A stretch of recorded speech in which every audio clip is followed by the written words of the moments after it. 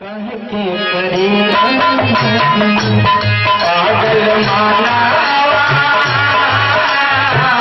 काहे के करे पागल माना काहे के करे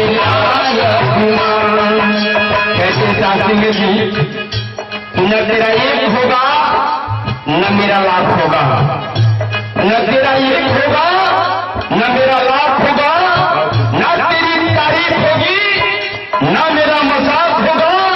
अरे पगले ये माटी का पुतला है, एक दिन तेरा भी खाक होगा और मेरा भी खाक होगा। कहते कि लाजिम जी आना जाना लगा रहेगा, मिटा न कहीं मिटेगा।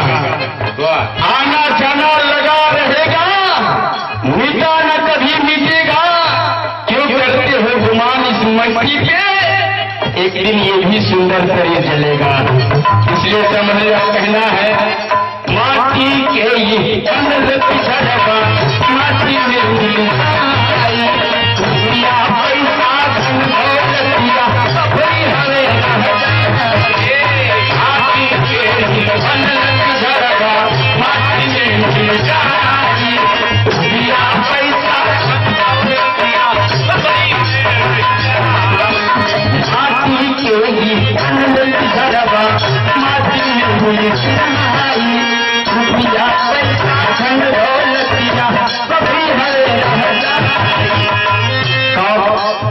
जब वक्त के डंडा इस गायक पड़ी था बाजी डंका ढांचे लंका, बाजी डंका ढांचे लंका, निकली खट से प्राण पगल माना कहे के करे लगी पागल माना